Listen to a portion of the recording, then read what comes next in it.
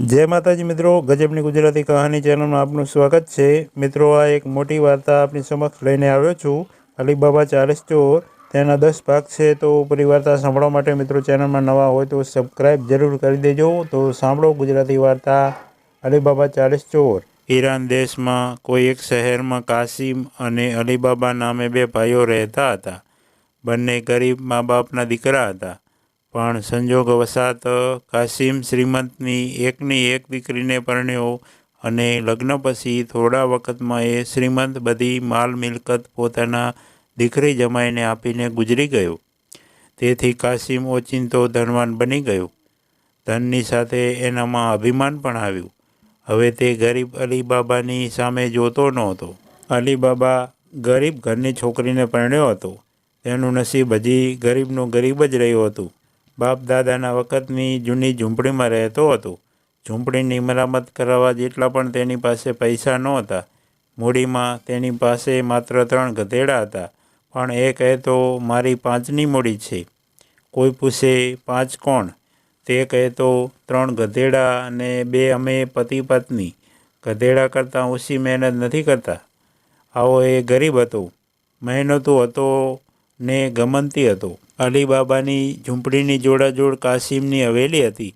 તેના ભાગમાં પણ અલીબાબાના જેવી કાચી ઝૂંપડી જ આવી હતી, પણ સસરાના ધનથી સમૃદ્ધ બની તેણે એ ઝૂંપડી તોડી પાડી હતી ને તેની જગ્યાએ દીવાનખાના સમેત મોટું મકાન બનાવ્યું હતું। મકાનની પાછળ વિશાળ વાડો રાખ્યો હતો। ઘરમાં નોકર ચાકર ને દાસ દાસીઓ પણ હતા। વળી બજારમાં એક કાપડની દુકાન પણ હતી। આમ એક પહાડમાંથી એક જ મૂળમાંથી નીકળેલા 2 જળ પ્રવાહો જરાક જુદા ફંટાતા જેમ જુદી જુદી દિશાએ વહેવા માંડે તેમ એક બાપના બેટા કાસિમ અને અલીબાબા લગ્નથી જરા જુદા જુદા ફંટાતા જુદા જુદા જીવન ક્ષેત્રમાં જીવવા લાગ્યા। અલીબાબા રોજ ગધેડા લઈને જંગલમાં લાકડા કાપવા જતો। કોઈ વાર વહેલો પાછો આવતો, કોઈ વાર પાછા ફરતા રાત પણ પડી જતી। એક દિવસ આવી રીતે અલીબાબા જંગલમાં લાકડા કાપવા ગયો હતો, પણ કાપવા જેવા સૂકા ઝાડ ન મળવાથી તેણે જરા દૂર ઝાડીમાં જવું પડ્યું। તે ગધેડા પર લાકડા ખડકતો હતો એવામાં દૂરથી ધૂળના ગોટા ઉડતા દેખાયા।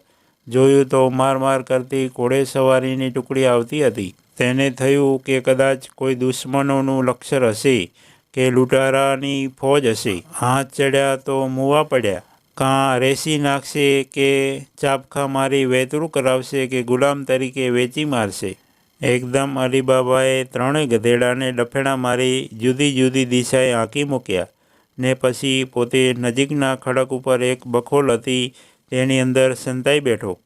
ઘોડેસવારો એ ખડક પાસે આવ્યા। 40 ઘોડા હતા, 40 માણસો હતા।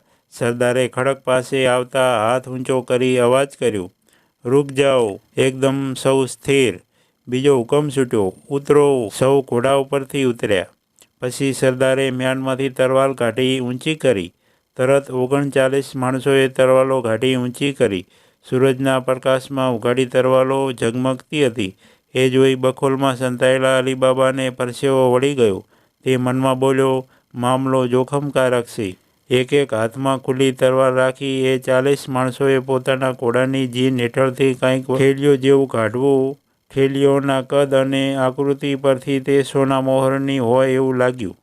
હવે અલીબાબાને સમજાયું કે આ લોકો ચોર લૂંટારા છે અને ચોરીનો માલ અહીં ક્યાંક સંતાડવા આવ્યા છે। સોના મોહરોની ઠેલી ખભા ઉપર નાખી, હાથમાં તરવાલ અને 40 જણ ઝાડીમાં થઈને ખડક તરફ આગળ વધ્યા। અલીબાબા જ્યાં સંતાયો હતો ત્યાંથી એ તરફથી જોઈ શકાતું હતું। ત્યાં ઝાડવાથી ઢંકાયેલું લોઢાનું એક તો તંગ બારણું હતું। એ બારણા આગળ આવીને સરદારે બૂમ પાડી, ખુલ જા સમસમ। શબ્દો શેખ અલીબાબાના કાન સુધી પહોંચ્યા। પટાક કરતું લોઢાનું તોડીને બારણું ઉઘડી ગયું। ખડકમાં ગુફા હતી। અંદર શું હશે તે અલીબાબાથી જોઈ શકાયું નહીં, પણ 40 ચોરો પોતાના ગભા પરની સોના મોહરોની થેલીઓ લઈને અંદર ગયા।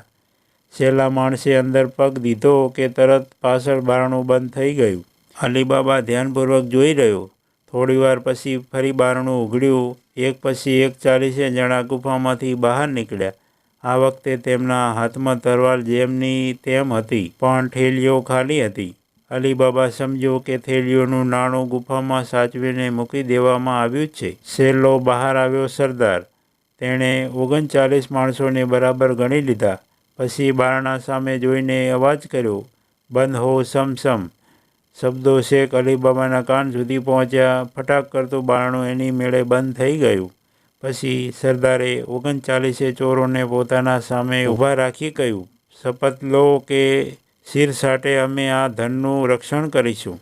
39 કંઠમાંથી અવાજ નીકળ્યો, શિરસાટે અમે આ ધનનું રક્ષણ કરીશું.